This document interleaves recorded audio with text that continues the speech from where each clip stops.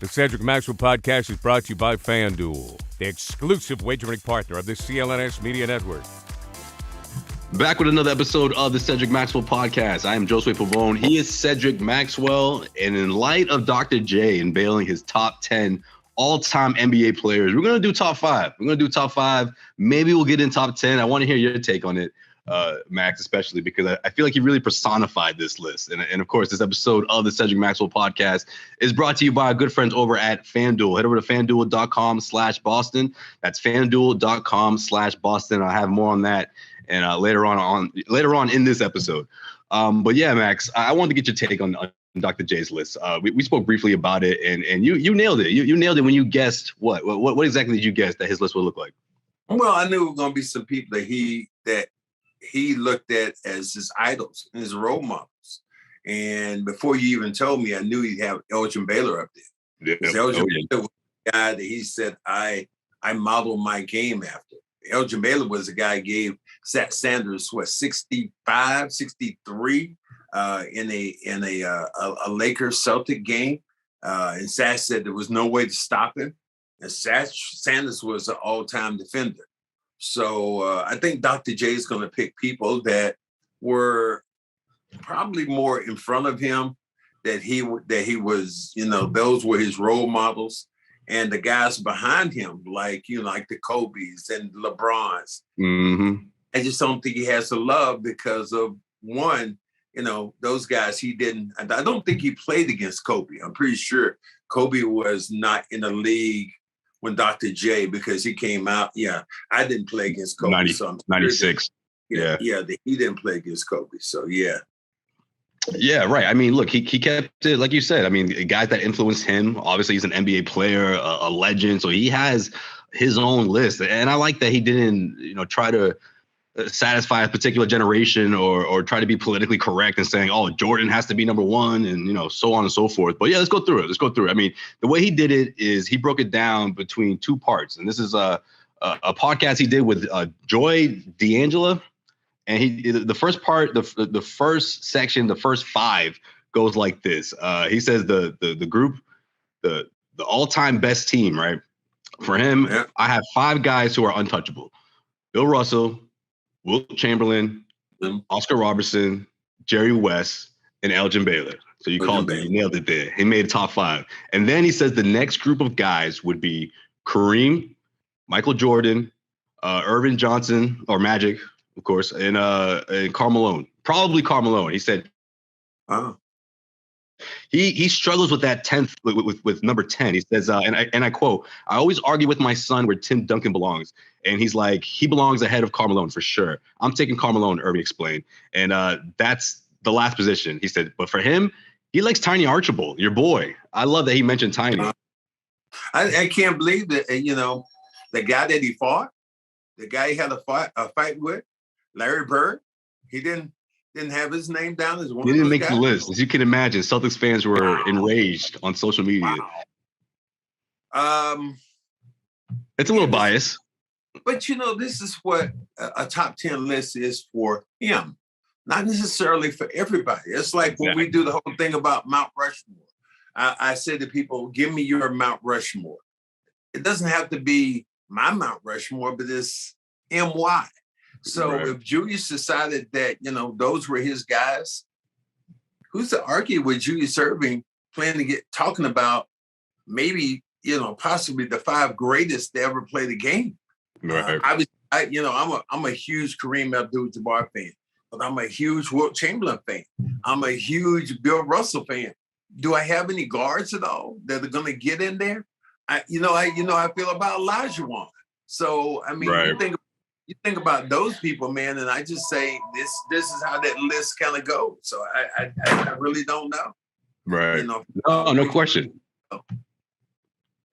So I'm not torn. I'm not surprised.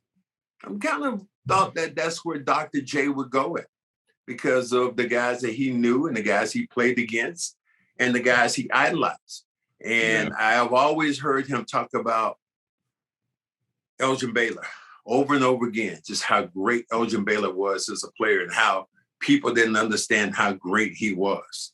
So, and that was one of the guys that Doc said he idolized his game after.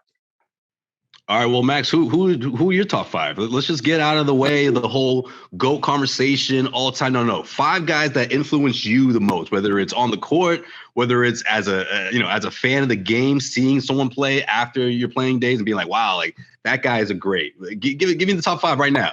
Yeah, you do. You want to get the guys who influence you the most as a player, and when you grew up and you watched them. My favorite player was Kareem Abdul-Jabbar. When I was watching him early on. So, I always thought that he was like my top. Bill Russell was my villain because he won all the time. So, you do look at those names as players that are going to influence you with your behavior. Now, it might be a little different with me because now I feel like I'm running the gambit because I remember Russell. And I remember Chamberlain. I played against Kareem. I played against Michael Jordan. Larry Bird was a teammate. Magic, I played against. Wow. Elijah Wan. But then I moved from that to another era as a broadcaster. So I've had 27 years to evaluate and look at the LeBrons, look at the D Wades of the world, look at the Kevin Garnett's, the Tim Duncan. So my stratosphere is probably going to be a lot different and a lot bigger than most people when they talk about top 5s in the NBA. Well, yeah, I think that's the part that makes it fun, right? Like which players break through per generation, right? Like obviously for me, I can't speak on Larry Bird or even Dr. J himself because I didn't watch those guys play, but I still got at least one of those guys on my top 10. You know what I mean? Even though I didn't see those guys play, you feel the influence. Obviously growing up in Boston, and also you compare it to what you see and what you saw up close and personal, right? So it's interesting because which names make that list, even though you didn't get to watch them, but the impact and the influence still had an effect on you, right? And I think that's what a lot of these younger NBA players, that's why their lists are surprising people. I mean, some of these rookies talking about entering the draft this year, we're mentioning, Paul George as some of their favorite players, like as a potential GOAT. Like that's for you, that's insane. But for someone who was born in 2002, maybe it's not that far off. You know what I mean? So your look and your vision of the way the game is played is completely different. You think about Joel Embiid. If you had him back during the years of Chamberlain and Russell, was the ability to shoot the ball from the outside, to post up. His skills of running the floor, would he be one of those all-time great names? It's just really, it's up to speculation. You ask me, I'll say the most dominant player to ever play the game to me was Hakeem Olajuwon. I've said that countless times. And I think only people who played with the Houston Rockets or played with Hakeem would be able to identify just how good he was. Yeah. And I say this only because he dominated both ends of the floor. He dominated the offensive end crazy, but he was just as good, if not more dynamic, on the defensive end. Where Michael Jordan was a great defender individually, one-on-one, Hakeem Olajuwon dominated the game completely as a basketball player because you were always looking over your shoulder.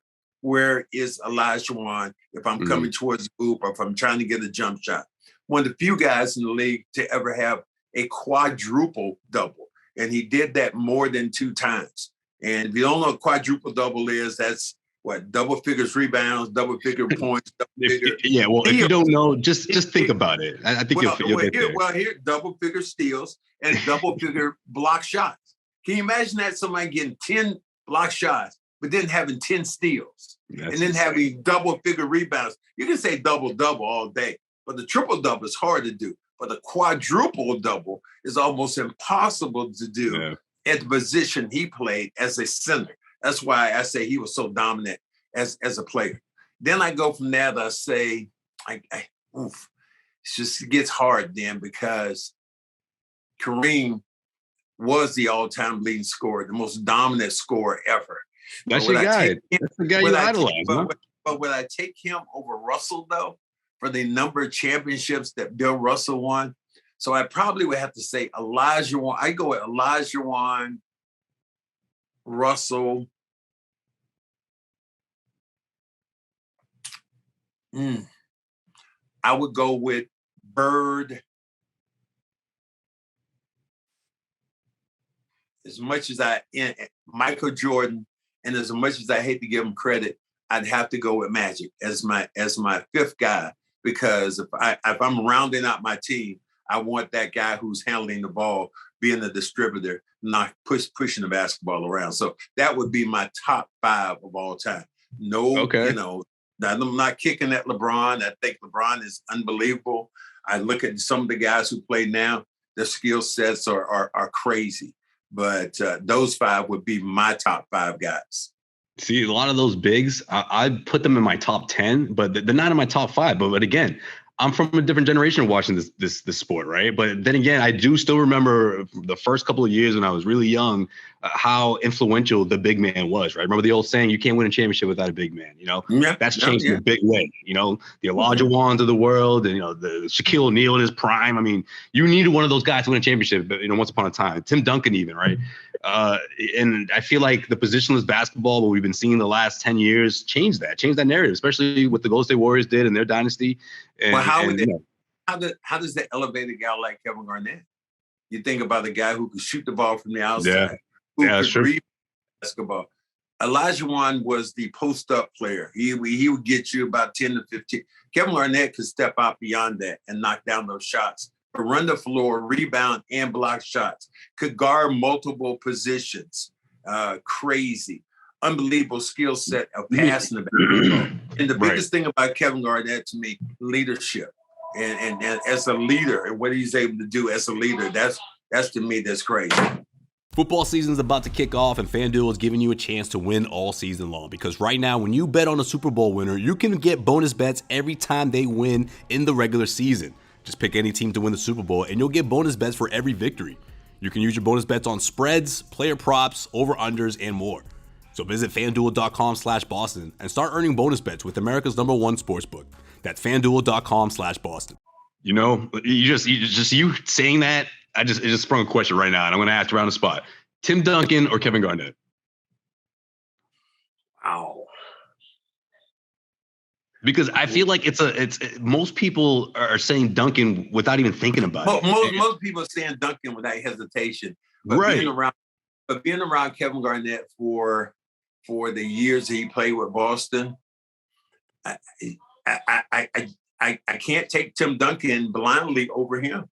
Right. Tim Duncan could have an edge because of the number of championships he won, but you also look at the supporting cast that Tim Duncan had comparably to Kevin Garnett. Say Kevin Garnett had been with Boston for his entire year playing with Paul Pierce and Ray and those guys. Ooh, they gave him 3 at least. How many championships does Kevin Garnett win? Because of his leadership. That's the crazy thing about his leadership, the intangibles there. Tim Duncan was a quiet leader. He was a quiet and efficient. But Kevin Garnett was in your face. He was the 90s baby. He was the 2000. He was that kind of guy that you see kids now Instagramming, talking about guys. That's who Kevin Garnett is. He's that. And you look at his persona now, I think it's gotten bigger. Even you think about the media. Tim Duncan's kind of gotten smaller. But Kevin Garnett, you see him on all these commercials. You see him doing all these different things. And his personality is just something that was infectious when you think about who he was. Yes.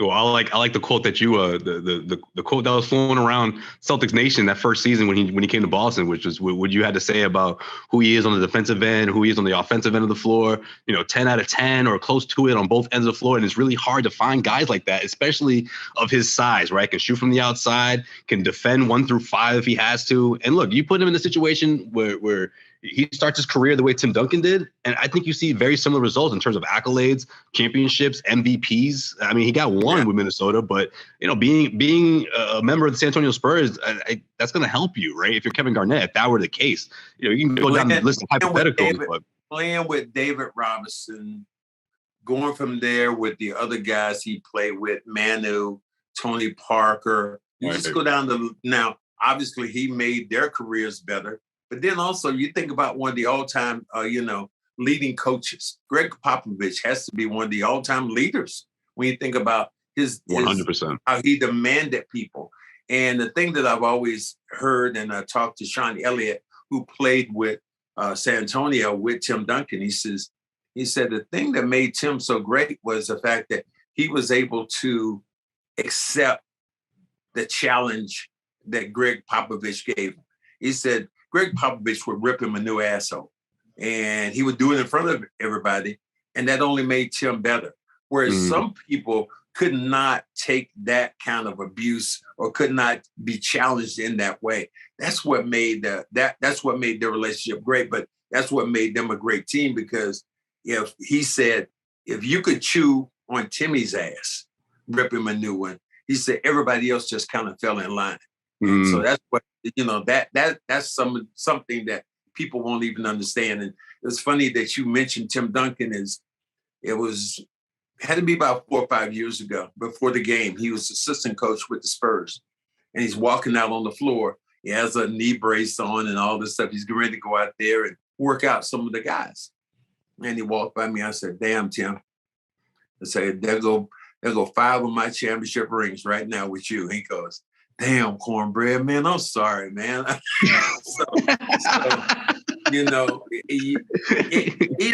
the Celtics were primed. This is what people will kick ML Carr about, is the fact that ML Carr had this team primed almost to get a Tim Duncan, because they were right there in the lottery that year. What do you mean? Wait, hold on, Max. You mean before the word tanking was going around, that the Boston Celtics were doing that?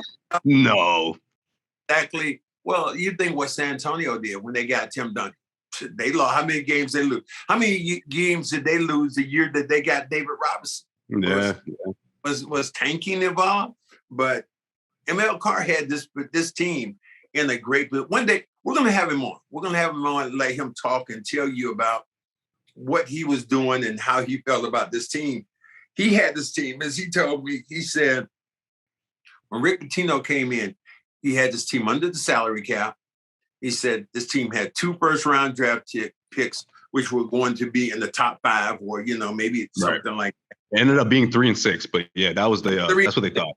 And the Celtics were just unfortunate. It could have been 1 and 3, but Rick Pitino didn't get that, and then he was impatient. He went out and got Travis Knight as a center. He gave Travis Knight a bunch of money, and his explanation was Travis Knight was a great rebounder, one of the best rebounders per minute in the NBA. Hell, he was playing on the other side of Shaq. It's like, damn you.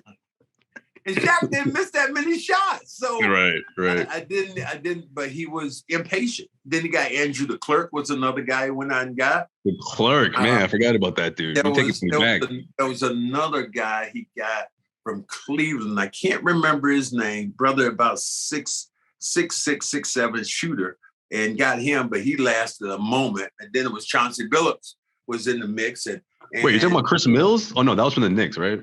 No, it wasn't Chris Mills. No, it was another Cleveland. It was another kid that he got from Cleveland. I'll think about his name, but he was about 6'6", 6'7", shooting guard, light-skinned brother. But he had him, but then he ended up getting Chauncey Billups. Chauncey Billups lasted about a month before he sent him out. Chauncey Billups turned out to be a Hall of Famer. Now, Chauncey Billups had to bounce around to a lot of teams till he found where he was going. But Chauncey Billups was one of the great guards in the league that the Celtics had when he was, 19 years old, and didn't have the patience to wait for him.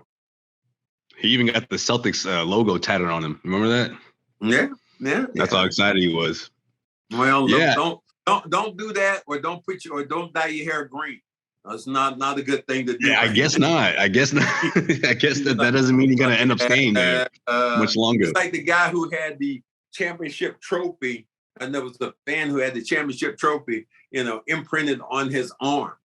This was 2 years ago. Jason Terry, you talking about? No, this was a fan, not Jason Terry. It was somebody else who had the championship trophy put on his arm, and might have to wait, but maybe he just left it out so he can put some numbers in there when they had it. But it's just kind of strange how that works. Remember that guy had the banner? They had the 2022 NBA champions Celtics. That wasn't the right move. Yeah, he messed up there.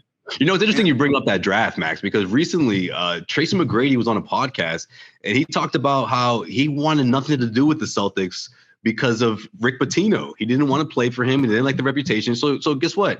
He bombed the interview. He was giving short answers. He wanted to give the Celtics that impression that he wanted nothing to do with Boston.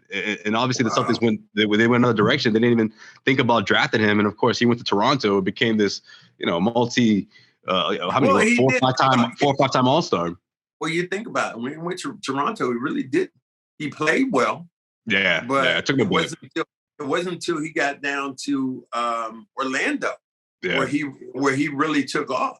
He was from high school too. I saw part of that interview and saw Tracy McGrady talking about he said he was, and it wasn't bragging, but he would say he was naturally gifted. He said, I could be on one knee and throw a football 50 yards on one knee. He said, I could be away from baseball right now. I could have got out there and pitched in the mid 80s was my fastball. So, so he was as athletic and as gifted as many people. I just didn't know his relationship was so tight with Kobe Bryant. When you start hearing the stories by him and Kobe and how they were together and how they competed, and those were some really cool stories. And he's a guy that won't even be mentioned as one of the top players of all time. One of the, one of the top players of all time. And Tracy McGrady had that skill set to be there as one of those players. He went from there, went to Houston, was dynamic when he was in Houston. So T-Mac set a standard that was, a lot of people don't even know about now. All right, here's my top five. Here's my biased top five here, right? I'm just throwing it out there. I was thinking about it way too much. Let me put one in right now for you. I know what you're going to say. Who? Big Papi. No, Max. Pedro, Big Papi. Those are your go-to. I don't care what sport. I don't care what it is about Boston. You know what? After you finish your list now, basketball-wise, I want you to give me go ahead. I'm going to let you do something with sports in Boston in general. And I've already spoken for you. All right, we can do that. Okay. You're funny. I'm thinking you're going to say, you know what? I thought you were going to say that. And then I was like, nah, he's going to say Paul Pierce. But no, you said what I initially thought you were going to say. No, man, those guys didn't make my list. Come on, it's NBA all time, okay? Number one, I got Michael Jordan. Number two, now this could change because the player I'm going to mention at number three is still active, right? But as of right now, this is my gut, right? This is my gut instincts. I'm going with number two, Kobe Bryant over LeBron. LeBron's number three. I got Kareem as number four, and I got Larry as number five. That's my five for today. Not a bad list, but you start thinking about your list and you're going, where is Steph Curry going to end up on some of these lists? He's top 10, at least in my list. He cracked top 10. He's one of the top 10 players of all time. My list, I mean, I feel like you had to put him in there after he did what he did, Max. They don't win that last finals without him. And he was the finals MVP. Not only that, he was a finals MVP. He was an MVP in the league, and he was, what they say, he was, nobody else got a vote. He got all the votes. Unanimous. Yeah, he was exactly. He was unanimous because he was unanimous MVP. It was the first time it ever been done. When they stole Game 4 at TD Garden, that changed the series. We didn't know it then. We didn't quite know it then, but that was Steph going off in the second half, taking care of business in Game 5. And who was it in Game 6 right after halftime that just completely went off and made it a 20-plus point game? Exactly. That man, Steph Curry, man. So I think that, for me, that alone, he cracked the top 10. People can say what they want about the Kevin Durant championships, and even though he did win one without him and all that, superstar talent around him. But when it mattered and when his team needed him to step up and he was the best player on the floor, it was by a mile. So yeah, I get it. But okay. I mean, Magic, Steph, let's and then move beyond that. You got the bigs. Because you've given me your five right now. You give me your top five athletes of all time in Boston. And I'll start it out for you. Let me start it out for you. Big Papi. David Ortiz. Yeah, he's top five. He's top five. I'll put Ortiz top. Why won't you, this is, our fans love this. Why won't you say Big Papi? That's what everybody else calls him, you know? I'll let them go with that nickname. The Latinos don't, you don't want to call them name Big Daddy. Translate. Okay. I was going to ask you, Max, when's the last time you referred to someone as Big Daddy? When's the last time you referred to a man as Big Daddy? I get it, but that's why I asked you. But anyway, the first time I told you that, number one. The first time I told you that, you thought it was the funniest thing in the world. No, he's not number one though. He's not number one. Number one, he's not? Okay. No, number one is the GOAT, man. Tom Brady. That's number one. Okay, one. One is Brady. Two, I'm gonna go. You gotta go Russell, man. Okay. You can make a case for Russell being number one, but because I grew up in a different era and I got to see all those Tom Brady championships, you know. But yeah, I'll put Bill number two. Man, number three. Man, I want to say Bobby Orr, even though I didn't like really. I'm not a big hockey guy, but you don't even know nothing about. First of all, you don't even know nothing about Bobby Orr. What the hell are you talking about? I know. That's what I'm saying. Bobby okay, Orr. This is my list. You're right. You know, David, yeah, you're right, Orr. Max. You're right. You don't know Bobby Orr. I mean, his greatness is no doubt, but hell, you don't know Bobby Orr. You never seen Bobby Orr. Facts. And then it's kind of the same way I feel about Ted Williams, because one, he didn't win any damn championships, and two, I didn't watch the guy. I don't know that about him. So you know what? Yeah, all right. So Brady, Russell. I hate to go another Celtic, but you got to go Larry, right? I mean, this is yours. This is yours. The rivalry, right. This is mine, Max. But also, this is all I used to hear about growing up from my dad, Larry. from the OGs. Oh, Larry was bad. Oh, you guys don't know about Larry though. You guys don't know, all that. This is before YouTube, right? So I gotta watch ESPN Classic. And you got two more. All right, Larry. 4, I'm going to go. I got to go Ortiz. This is it. Yeah, this is the spot for the Ortiz. Especially that last championship, Max. Come on, man. He was bad. He was batting 600 in the World Series. I ain't said nothing. I said, okay, I'm listening. I know Ortiz had made it. It didn't make any difference to me. And I should throw out the last one for you so you won't be confused. I won't confuse you and let you confuse yourself. You want me to give you a last one? You know the last one. Who is it? You want me to tell you the last one? You know who it is. Pedro. Yes. The greatest pitcher of all time, David. That's Josue's top 5. Come on, let me see. Let me hear yours. Let me read yours for all the viewers out there, man. Put it in the comment section. That's my top 5. Don't think about the history. Don't think about, you got to put Orr in there. No. What's your top 5? There's mine. There you go. Done. Said it. Yeah, I get it. I get you. I grew up in a championship city, man. I was blessed, you know. So these are the guys that I watched, you know, for the most part, besides Larry and Russell, of course. But the thing about it, you say that, but all you do is see highlights of Bill Russell. You don't know nothing about Russell. I saw Russell play. That's what makes me unique to all of that. You know, there's some people who would say it was blasphemy if you didn't put Carl Yastrzemski on it. Right. The last person to win a Triple Crown winner, that you wouldn't put his name in there. Yaz was one of those guys that people have talked about for years. You and God forbid, but here's one of your favorite players, and when he comes around right now, you start blushing. You see Paul Pierce, and you get all giggly when you see him. You know, P, that's my dude. P, how you doing, P? What's happening, P? Don't say that. Don't be putting that out there like I'm over here. Like I'll be like, "What up, P?" I say, "Paul." What's up, P? How you doing, P? What's happening, man? P, how you feeling, man? If anything, I say, "Truth." What up, Truth? All right, Truth. Yeah.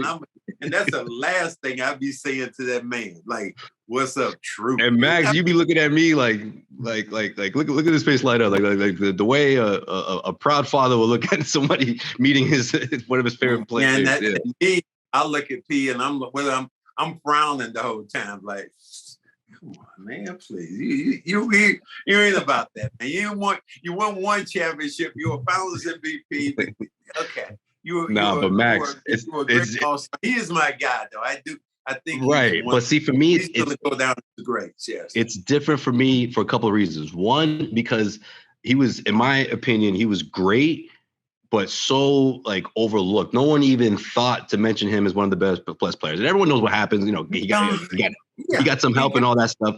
But he was the ultimate underdog, Max. He got here during a time that he did not. And you have to give the Celtics credit for, pulling the trigger and going out and getting Kevin Garnett. Will this same thing happen again when we're thinking about Porzingis coming in? Will we be looking at it this way when we said, no, you can't give this guy up? And Al was one of those guys. Al Jefferson was like this beast back in the day. Scoring you were mad. You didn't like that KG trade. You were mad. Tommy Heinsohn said, I'll quit if they do this. And then you see Kevin Garnett the first time. And I wasn't as resistant after I saw him play, but I remember Tommy Heinsohn, it was a game that he would refer to Kevin Garnett as my boy. He said, your boy got to step up. Your boy ain't did this. Your boy ain't did that. And every time Kevin Garnett stepped up and went to another level. So it's insanely crazy when you think about how players are and what they do. So I do get that. 100%. And what I loved about that era, too, was that Paul was still the leading scorer. Paul was still the guy. If the game is tied with 10 seconds left, who's getting the ball? KG? Ray Allen? No, it was Paul Pierce. Saw the greatness on that big stage. That he wasn't afraid. He'd go toe-to-toe with Kobe. He'd go toe-to-toe with LeBron. Let's not take Ray out. Because Ray hit a lot of those Doc Rivers stuff, a lot of those plays. I know, man. But my thing is that a lot of people, so many arguments I had debates that year was like, oh, but when these guys are here now, Paul's going to be third fiddle to these guys. I'm like, wait a minute. You guys don't know how great Pierce is. You don't know how great Pierce is. People found out how great he was. He was not third fiddle, but I think that Doc tried to distribute it. If I had to say, was it Paul's team? Was it Kevin? I always get the story with Paul Pierce, and I've told this story before, that Paul Pierce, when Kevin Garnett first got here, and they were playing a poker game called Blue Ray, and Paul wins like, I don't know, $3,000 from Kevin. And Kevin, he comes on the plane. Hey, man, let me tell you what, man, right now, Ticket owe me $3,000. He owe me $3,000. Ticket gets on the plane with what looked like, a saddlebag from the old West. With the string tie and shit. He comes out and pulls this wad of money out and starts counting. Boom, boom, boom. And then he tells Paul Pierce, he looks at him and said, tell me when to stop counting. Oops. Oops, there's a new sheriff in town. So, and that day was when I said, okay. I know where tickets stand. So yeah, but those are great thoughts to have about this Boston thing. Now, you move on from that. It's like, we're gonna put up something that was sent to us, and this is crazy. And I laughed like hell. I sent this to Josue, and it said, we're gonna put it up on the screen, and it said that Mark Jackson was going to be. It was a, adult film company said they wanted Mark Jackson to do play-by-play of some of their scenes, and they were going to pay him $1 million. Live scenes, Max. Live scenes. But my line, but Josue's line to me killed me. Josue texted me back and told me, as Mark Jackson was at, Mama, there go that man again. That'd be the perfect line to drop at the end, Oh my God, that was so funny. So funny. Take the money, as you would say, man. Come on, Mark, take the money.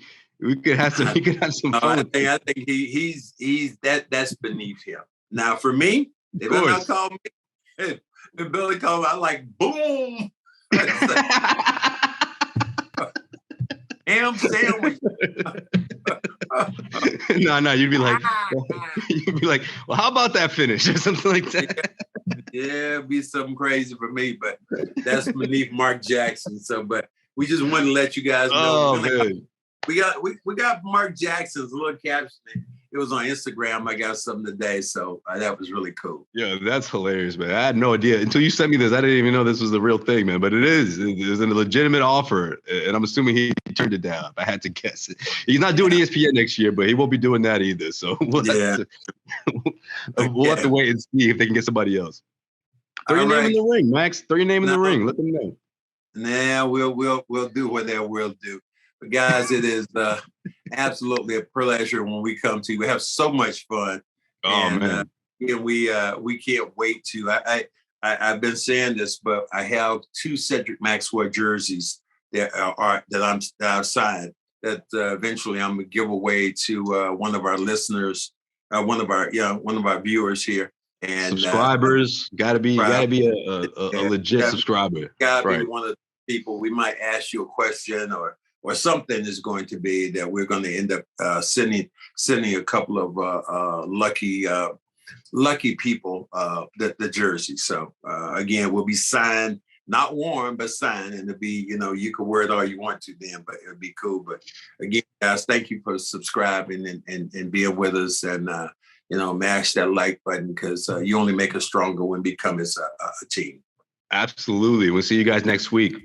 Sign up at FanDuel.com/Boston and make every moment more on America's #1 sportsbook.